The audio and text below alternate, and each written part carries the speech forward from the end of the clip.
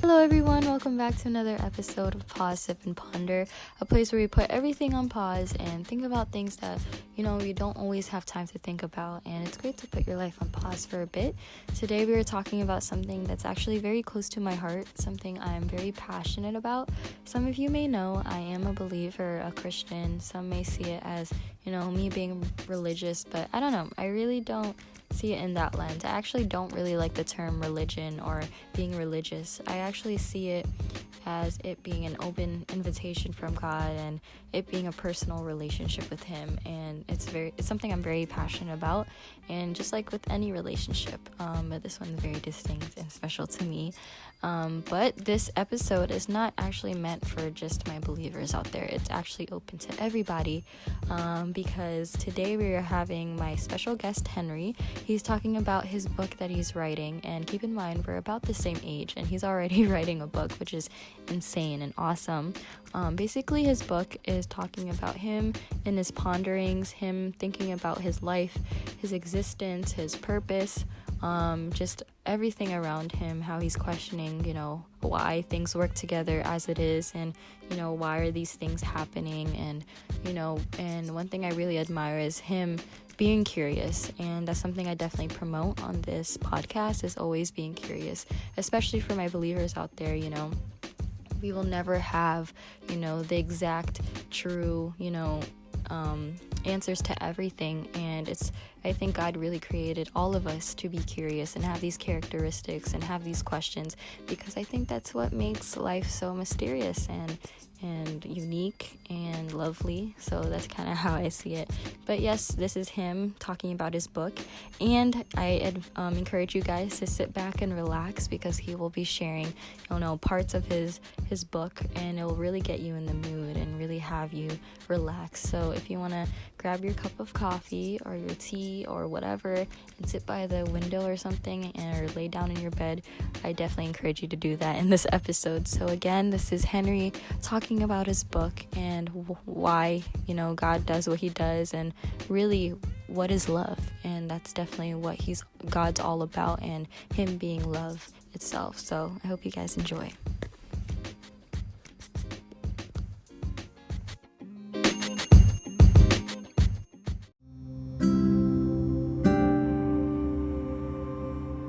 What is love?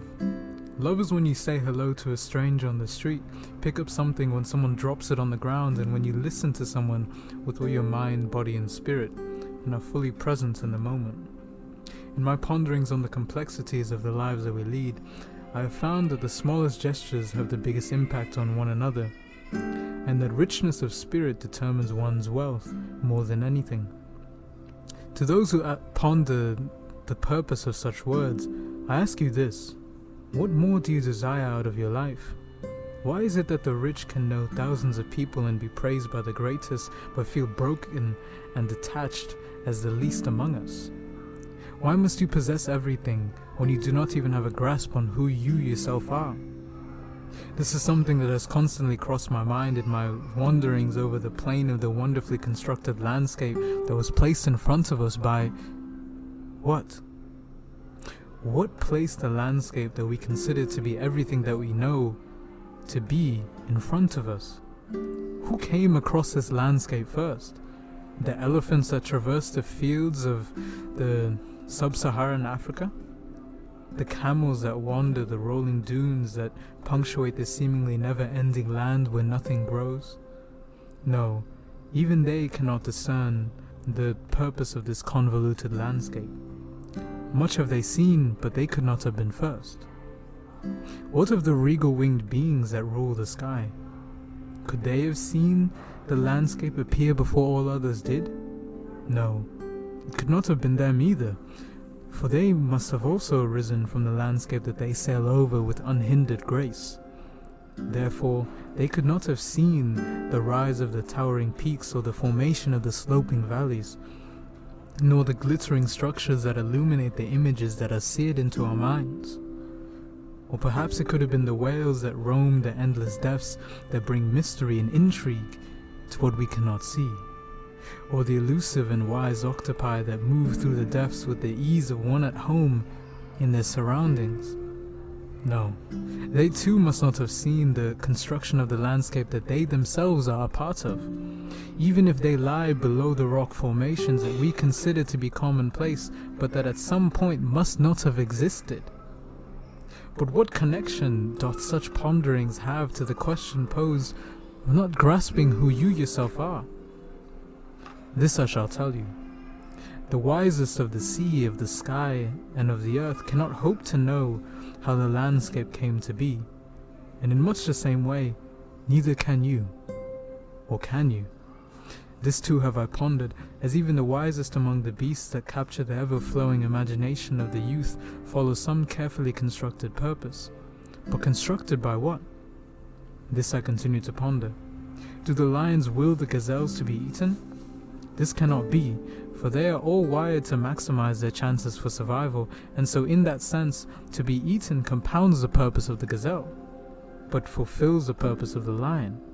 Or does it? Is the purpose of the gazelle not to feed the lion? Is the purpose of the grass not to feed the gazelle? Therefore, everything must have a purpose of its own, and they must all be interconnected. But to interconnect the purposes would require a seamstress greater than any other, a designer with a vision greater than any other. For to create a carefully woven structure as intricate as the landscape that we know to be would require skill beyond what we know. Or would it?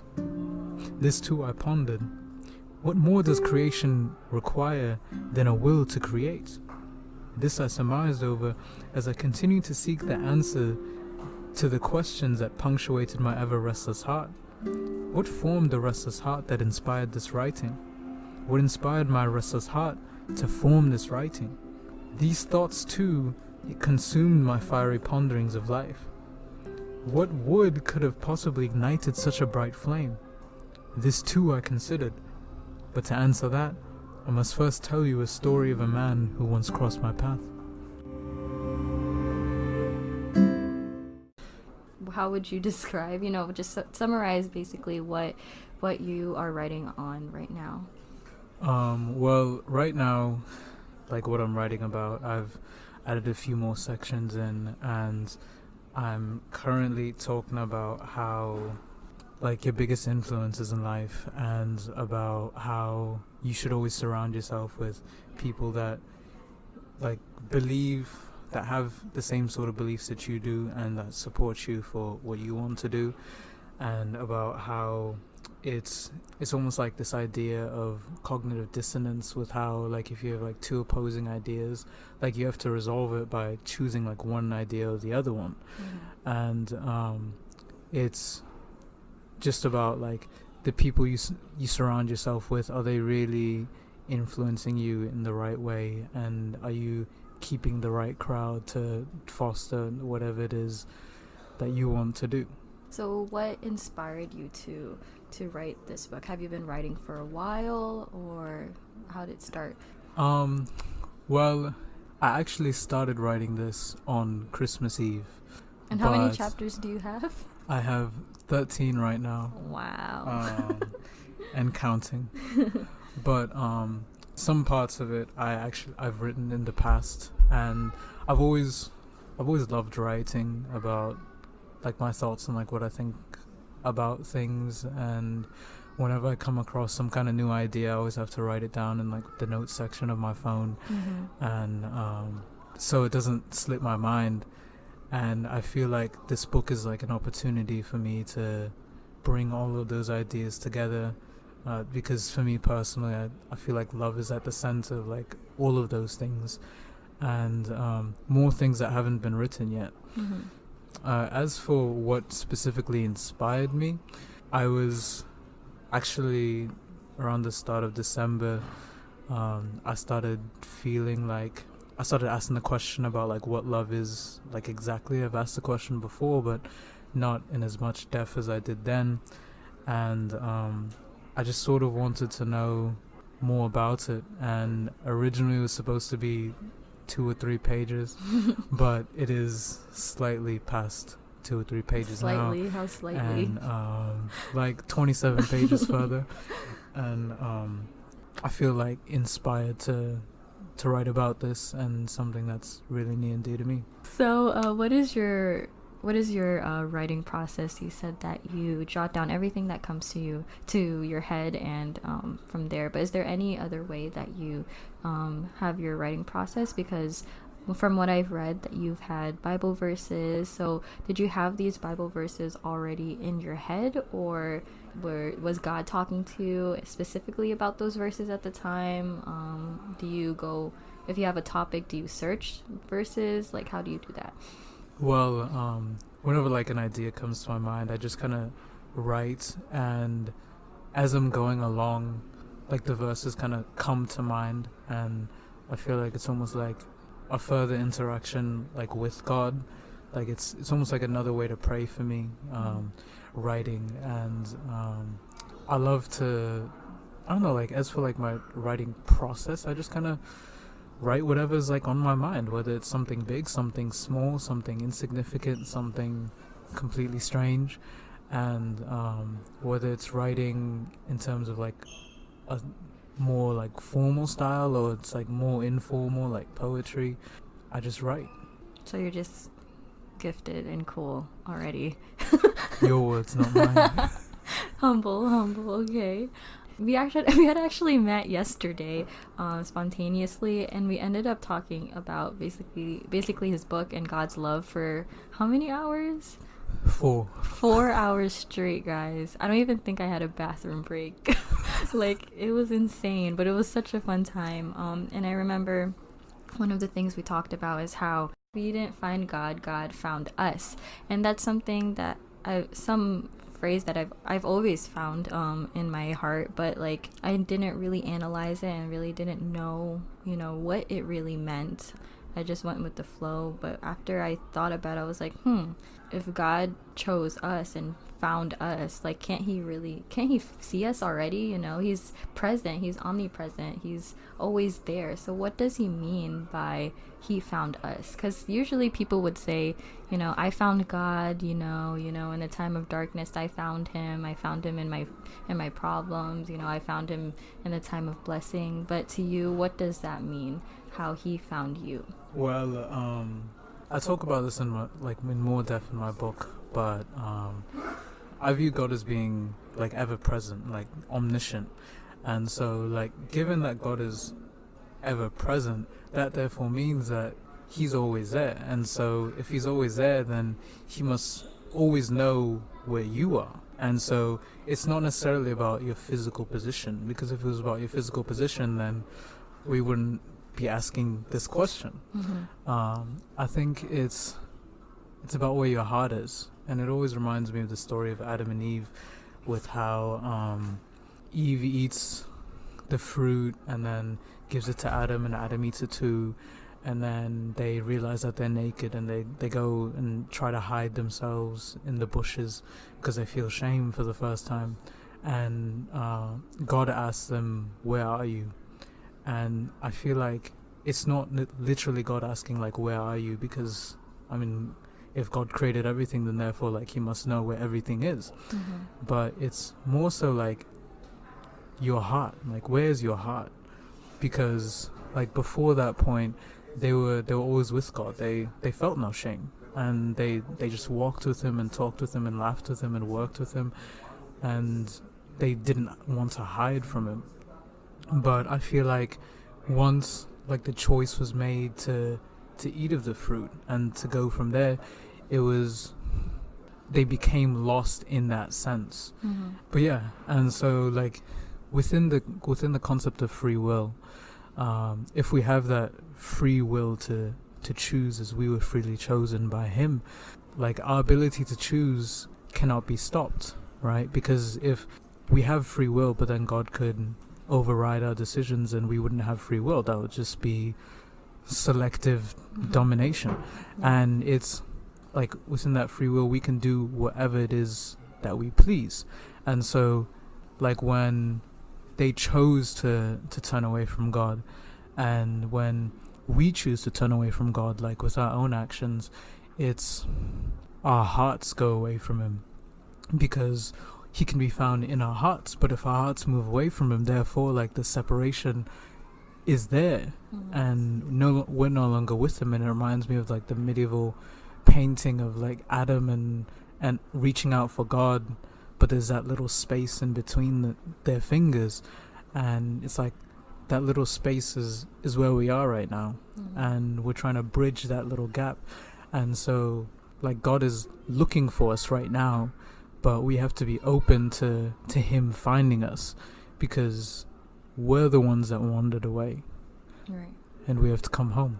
Yeah, I definitely agree, especially with bringing it all the way from the beginning. Like me and Henry yesterday, like we went all the way back to Genesis, and the fact that God gave us free will from the beginning, is that itself, I think, is love. And many people question, like, oh, if God really loves us, then why is there so much chaos in the world? Why is there so much hate? And then, you know, many of these things are from what humans create, from what humans, you know, do in the world, and that's all of free will, you know, but God still allows it. And some people might take it, you know, just see it as on the surface of, you know, okay, then he's allowing it, that means he doesn't care about us. But no, he's trying to, like what I always say is that we were not created as robots. He could have created us, you know, as like obedient robots, not having emotions, not having a mind. But that's not the kind of God that he is, and that he wants to portray himself as. He is a loving God, therefore he gives us the choice. And just knowing that you have the choice is more of a motivation to actually want to serve him and want to love him, and really share about what he's about.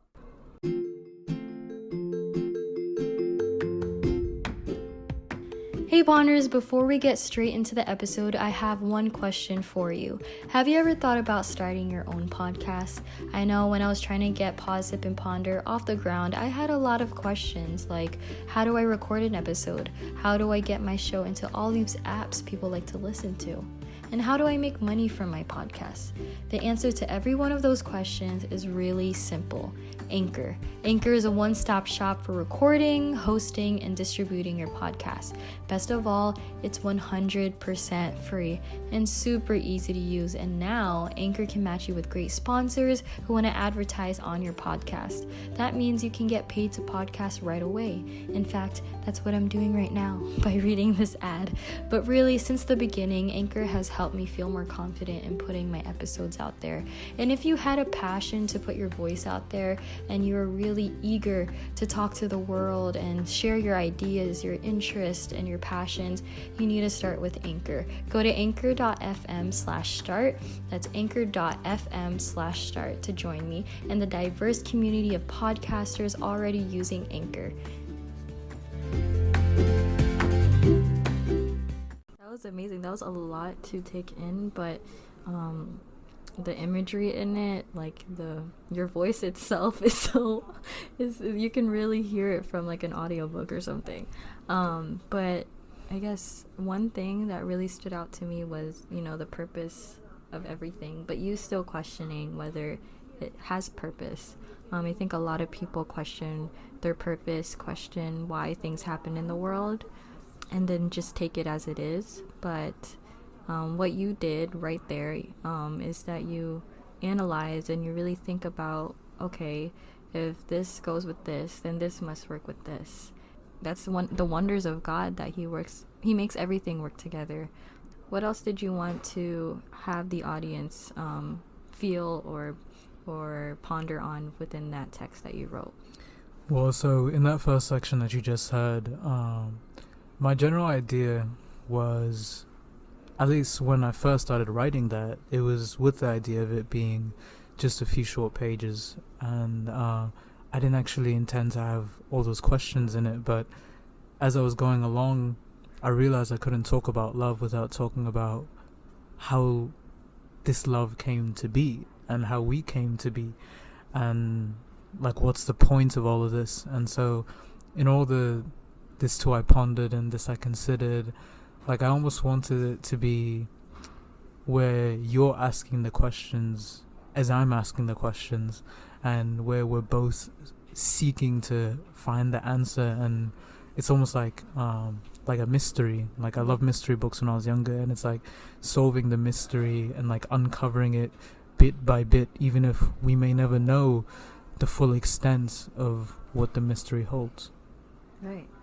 I think for many, I guess, Christians or believers nowadays, or even the more traditional ones, some may believe that asking too much questions is not good, or having doubts is not good. How do you feel about doubts and questioning God?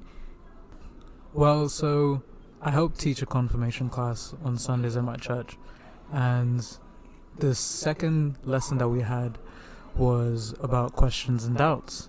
And when I was looking into it, like I thought, like, okay, well, like questioning and doubting, like, what's the difference between them? So I went to Latin roots, and the root of question is querere, which means to seek, and the root of doubt is dubitare, which means to hesitate, and to seek, right? Like inside question is quest, and it's like in a quest, like obviously, like it kind of reminds me of Shrek a little bit, like how they're like searching for Princess Fiona, but it's like in the quest, like you're trying to find something. But the funny thing about all those ancient quests is that it ends up being that you don't just find the object you're searching for, you find that what you're searching for has been within you. And so like you question and you question and you question because you're seeking something. But then when you're doubting, like you're hesitating, right? Because like if you're questioning, it's like someone telling you that your favorite color is purple. But then you ask them, how do you know my favorite color is purple? But if you're doubting it, you're saying, is it really purple? Like, I thought it was blue. And it's like you're hesitating, you're stopping. But if you're questioning, like you're delving deeper, you want to know more. And I feel like that's God. But then like if you're doubting, it's like the world a little bit, with how like we're so willing to hesitate with things and to not necessarily jump into things.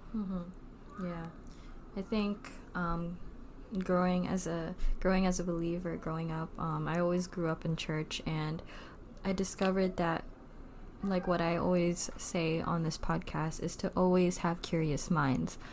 If we don't have curious minds, then it defeats the purpose of really, if fully living. If we were just content with what we have in our heads, we're not going to grow. We're not going to, experience things. If we always have this hesitation to learn something new, to accept something because you'll never know that maybe you're wrong, in the future.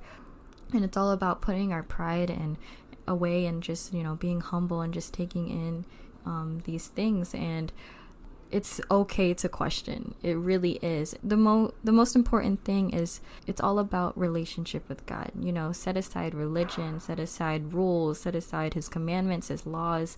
He says that these laws, these commandments I give you are nothing without having a relationship with me and really knowing me. Same with dating, why are you going to date someone you barely know? How are you going to get closer with the person if you don't have a distinct relationship with that person? So that was really good. Thank you. Before you continue, I have a question for you. Okay. How do you go about building that relationship with God? Well, I think what I discovered is that definitely number one is to really talk to him. Even as easy as it seems to pray to God, it's kind of bland or boring to just, do your simple, basic prayer, and sometimes we find ourselves just asking him for things, and along the road, it's like, I should already have faith and hope that I'm going to get these things, but I think the most important thing is to see what God wants for you. So it's really about, again, asking God, what do you want for my life? What is the plans you have for me? Asking him questions, and really hoping that he gives me an answer. And sometimes these answers might not come until 2 years from now or next week, and you'll never know how he reveals himself. Having a relationship with him has to do with time. Definitely setting your priorities straight, because people will say, oh, I don't have time. Is church a preference to you? Is it an option to you? And God sees your heart and your intentions. Also, it's really taking in and remembering the purpose he has for me, because sometimes we get so lost in doing our own plans and our own steps. And one thing that me and Henry talked about yesterday is what was the verse? I think it was Proverbs. How God, you can always make your own plans, but God establishes your steps.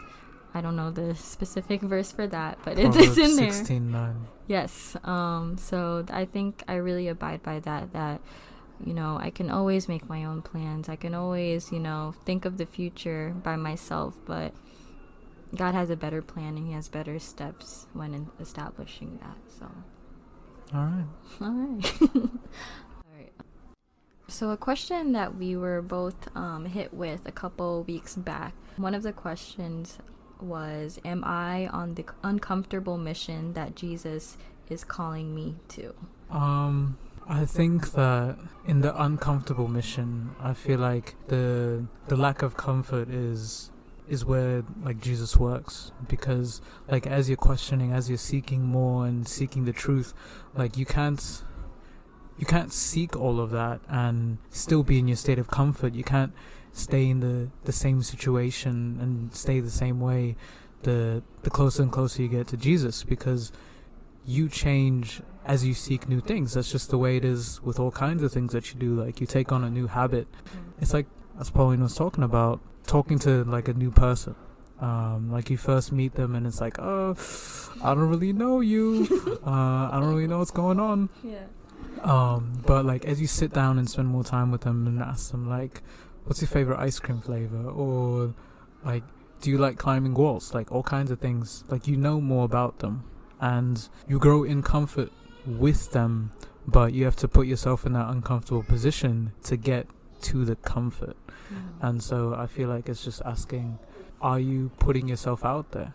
I think a big misconception is that believers are here to just convert y'all. Like, like, have you accepted Jesus? Read this card, say this prayer. If you don't, you're going to go to hell. But I don't think that's what God called us to do. And I know in the Bible it says that one of our great missions is to bring people to the kingdom of God, but not in a way, that's forceful. But the reason why he puts these things in our lives, these trials, these experiences, is to share, our testimony. And one of the biggest things, I think, is you feel uncomfortable at times because you're not sure whether, your testimony is good enough, or if they'll believe you, or, if they'll go counter, all the things that you're saying and just go against you. And I think that's a very uncomfortable situation, especially now. But I think the one who really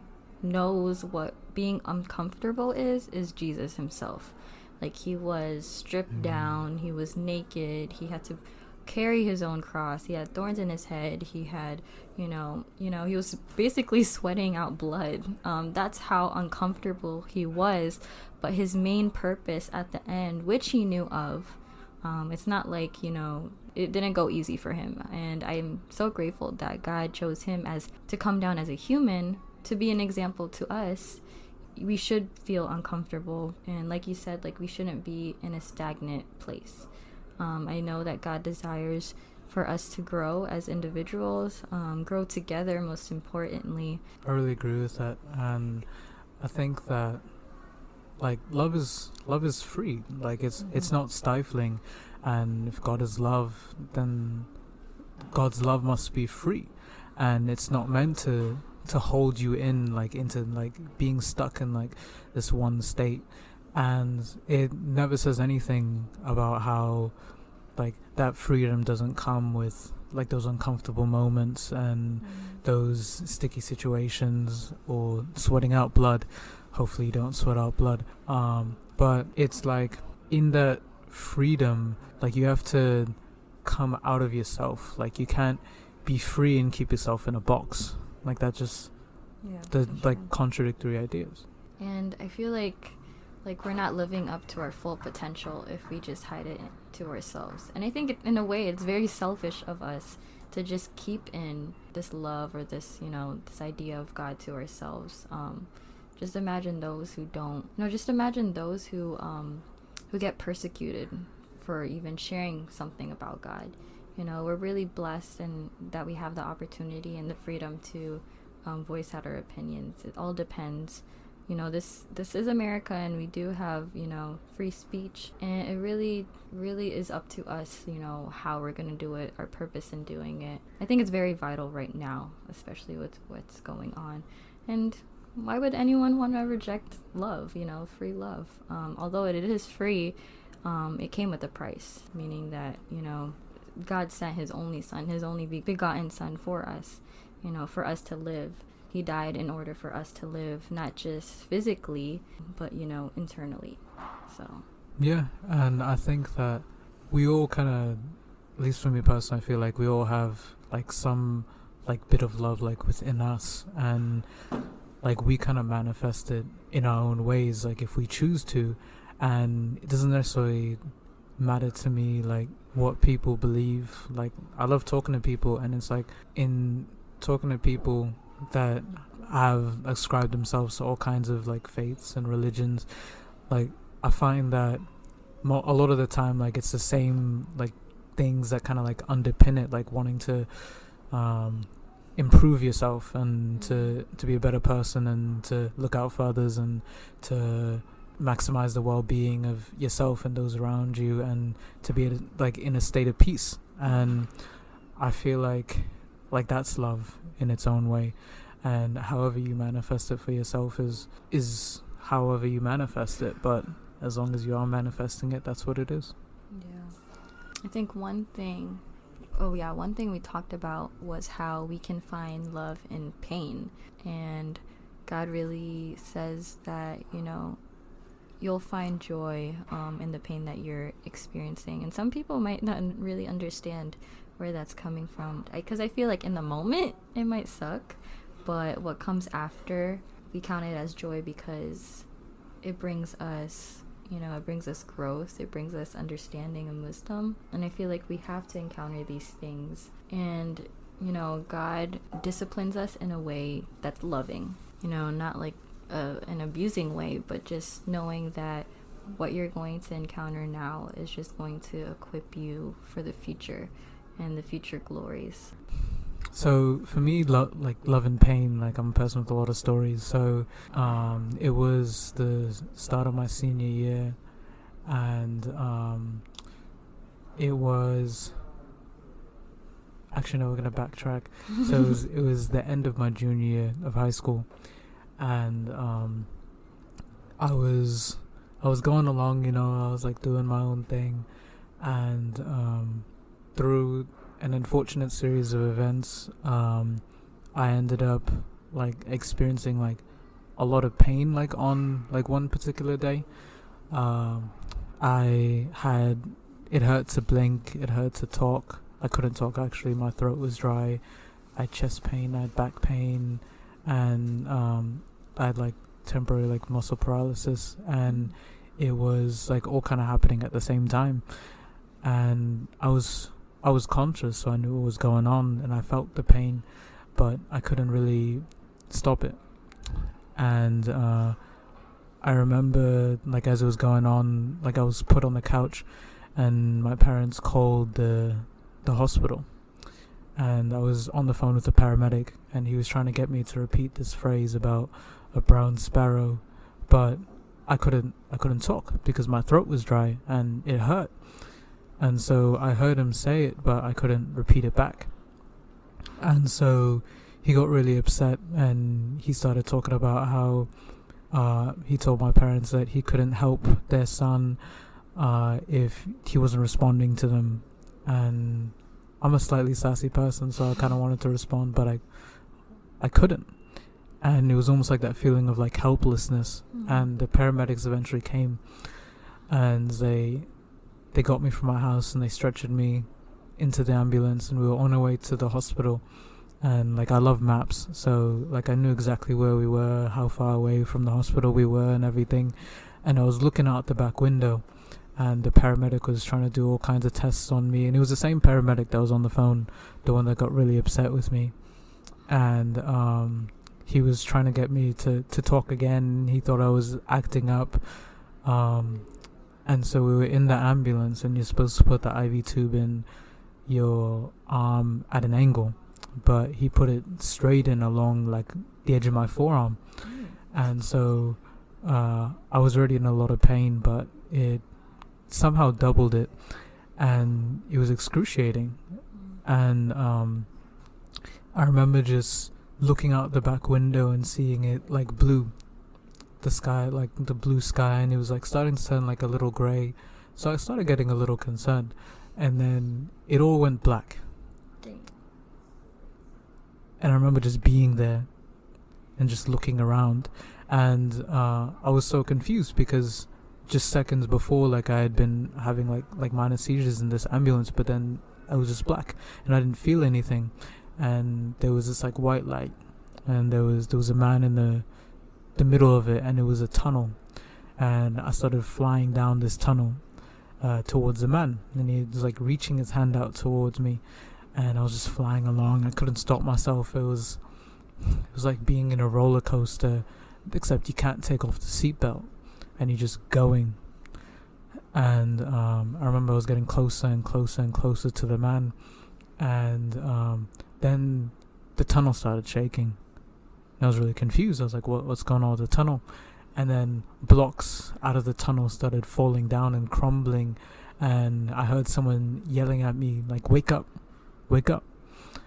And I was almost at the man when the tunnel fell apart, and I opened my eyes, and the paramedic was staring at me.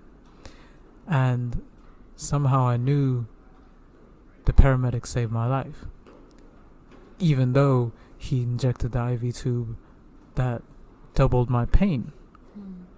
But I also knew the man was Jesus, the one that was reaching out to me from the tunnel. And I felt like in those moments it was kind of like a reminder of how life is so precious. It can go so quickly. Like James 4:14 talks about how like your life is but a vapor. Like 1 second you're here, 1 second you're gone. And it's like I was so close, and I knew like so with so much certainty that I was so close. And the next 4 days I spent in the hospital, they did all kinds of tests on me and everything, and sitting in that hospital room, thinking about everything that had happened, I started thinking about my life and about the intentionality of what I was doing. Like, why am I doing things the way I'm doing them? And am I really doing them for the right reason? Like, am I surrounding myself with the right people? And from there, like, I changed a lot. I became a lot more philosophical, and that was 2.5 years ago. And here I am today, somehow. And like, that's the grace of God. And I feel like for me, like in that moment of like excruciating pain, it was a reminder to live out the love that God has placed inside of me, and to interact with whoever I can interact with, and to have a real conversation with someone, anyone, like, no matter who they are and what they stand for. So I guess that. Yeah, that's an amazing testimony. That's exactly a great response to how pain, we can find love in pain, and how our sufferings are not to waste. They're not just there, but they're there, to really teach us something. I guess speaking about like light, definitely know and believe that God displays this light that's so amazing, and so that cannot be fully described. Like, we were talking about how God is so grand and so big and so majestic. There's no human words. Like every time I try to describe God, if someone were to ask me, like right now, like I'm like choked up. Like it's so hard to describe the God we have, but you know, that's it. You know, we serve a God that's so amazing that humans can't even describe, and that's how great he is. And speaking about light, I did find in my journey, or feel, I guess, God's love in the time of darkness. That's where I found it. I didn't find it in some grand miracle, some money that popped up in my bank, it wasn't like that. Like I found him in the midst of darkness, and I firmly believe that, nothing can defeat light. Even in the most darkest room, even the smallest speck of light will always be, present, and you can always see it even from far. And I remember in like my times of like depression and suicidal thoughts, it was dark. Like it was literally dark in my head and my heart. Like everywhere I turned, it was just dark. And before the time that I thought of like ending my life, I saw a light, and it seemed like it was, there was lights in the bathroom that I was in, but it was like a separate light from the bathroom light. Like it was so different. It looked very different from, the lights that I was already surrounded by. And from then on, like I knew that God in a way also was telling me, wake up, because I really believe that it's an internal thing. Sorry, it's something that happens within us. There's just this battle that we continue to fight, but God is just telling all of us to never back down, never submit to the darkness, never submit to the negative things in this world. So yeah. Before I end this episode, I first want to apologize for the audio disruptions and the background noises and the mic malfunctions. I actually intended to record this in a public place because I want to capture the essence of being surrounded by people and having these voices, but I think I would need a specific mic in order for it to not be so distracting. So wait for that. And I'm closing this episode in a way that I typically don't. I'm gonna have Henry read another section of his book, and he has called it Freedom. And remember, this episode is not meant to forcefully have you believe what we believe or anything like that. It's really us just opening our hearts and our minds, and I'm so grateful for those who made it this far in the episode, who are willing to be open about it. And remember, especially to my believers out there, always be curious, because me growing up in a church, I've learned that you really have to know what you believe in. Invest your heart and your time into something you say believe in. And this is for anybody and any beliefs and any perspectives and thoughts and topics. Truly know for yourself what you believe in. And that's when you find yourself more confident too. And that's something I struggled with growing up, and I'm still learning about. So always be curious, and that's something I truly promote on this episode and this podcast, that. So what Henry's about to share, hopefully it encourages you, hopefully it sends you some hope this weekend, and hopefully it just brings some light into your life. So thank you again for listening, and this is another section of Henry's book called Freedom.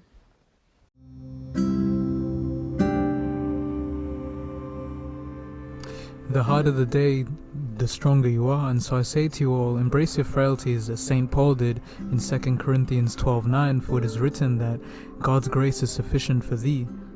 Do not hunger or thirst after the possessions of the world, for it is written, blessed are the poor in spirit, for theirs is the kingdom of heaven.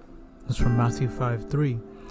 O ye of little faith, be not afraid, for he is with you always. And for those who feel as though they cannot say what is really on their minds, it is written, let no one have contempt for your youth, but rather set an example for those who believe in speech, conduct, love, faith, and purity. That's from 1 Timothy 4:12. Be strong enough to forgive and to be free, and if you don't feel strong enough, draw on the strength that lies within. Bob Marley once said, "You don't know how strong you are until being strong is the only choice you have." And the greatest strength is freedom and love, just like that of the one who gave up his life so that you may experience eternal blessings now and forever. May you one day be able to say that you were free enough to choose to lose the world so as to gain the life we were all meant to possess. Be bold enough to run through hell with a smile on your face, armed with conviction in your mind and love in your heart. Just as Peter was called to walk on the water to get to Jesus, so too must you get out of the boat. For as stable as the boat must seem in the midst of the storm, the only way to overcome the troubled waters is to face them and to conquer your fears, and only then, brothers and sisters, shall you be truly free. Amen. Yeah, and so my idea was to end with that little section that you just heard, but Proverbs 19:21 says you can make many plans, but the Lord's purpose will prevail. And so whatever happens next, it's in God's hands. Thank you.